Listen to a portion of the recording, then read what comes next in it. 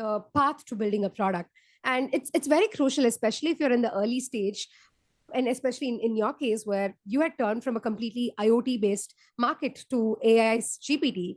And what moments and signals did you notice that made you think that, hey, it's the right time to pivot? And, how did you get this all together? Yeah, so I think there are like two things in particular that really made me ultimately kind of focus on this particular product.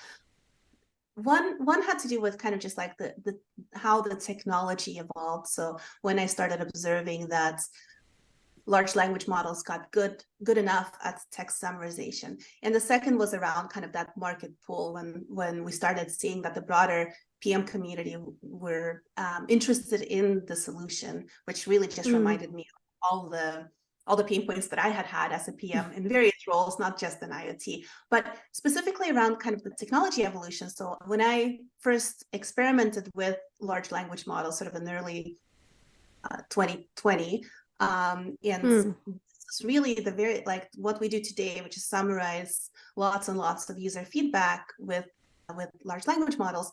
That's the first use case that I applied LLMs to when I kind of just started tinkering. And my conclusion was that, this technology is amazing at generating text, but it's just not great at summarization quite yet. There's some things that could be, I just didn't feel like this is actually a product that I would use as a PM myself if I use it. So I built the first prototype back in early 2020. I decided that, okay, actually technology isn't there yet. Let me wait. And I kept checking in. And so around 2021 was actually somewhere before then when I discovered now it's getting good enough where if you massage the models in these ways, you can get some valuable stuff out of it. So we launched in our product just as a feature in 2021. Yeah. And I'm actually glad that you kind of did the experimental way to understand if it really sticks with people. And that's very important, because I think when the product is already serving a certain market and you have actual users, there are times that we think, oh my God, I think the product could actually do something else. But when there are users, it's important to also take their needs into consideration. And I think I'm very curious in this part. Did you kind of have this fear that, oh, what would users say? Or let's say I'm just going to pivot the product now, so how would they react? Was that a thing that you always had in mind? Or, how, as a founder, what did you really feel about this whole scenario just unraveling in front of you?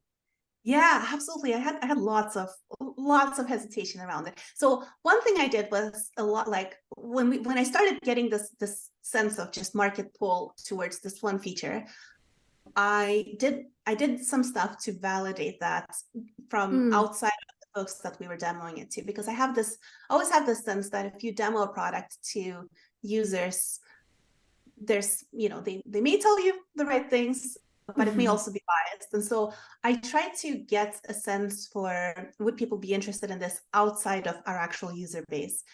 But in this particular case, I went to a couple of conferences. I went specifically around that time, I went to the Masters of Scale Summit. And so that was, there were it was like by invitation only. So it was just founders, and there were like a handful of product leaders there. And I pitched, I didn't pitch, but I introduced myself as Yana, founder of Kraftful, and the tagline for Kraftful was sort of what Kraftful does today, as opposed to what it did back then. And I didn't really pitch it in any sort of like specific sense. I just waited to hear what sort of feedback will I get from people. And what I heard back was kind of just like, people telling me about their pain points. So they'd be like, oh, our CS team, they will just like push their agenda when they're summarizing user feedback. And it's never the things like the features that actually would be helpful to build. It's really what will like easier for them to respond to customer complaints. Or, we like the PM team has been trying to get at the user feedback, but they're not getting access to the, our Zendesk account, so they can never really listen. Like they're like all of these very specific use pain points that came through kind of organically in those conversations. And there was like, I think the TechCrunch conference was happening at this, like literally that same week. And so there were like a handful of events where I could just do this.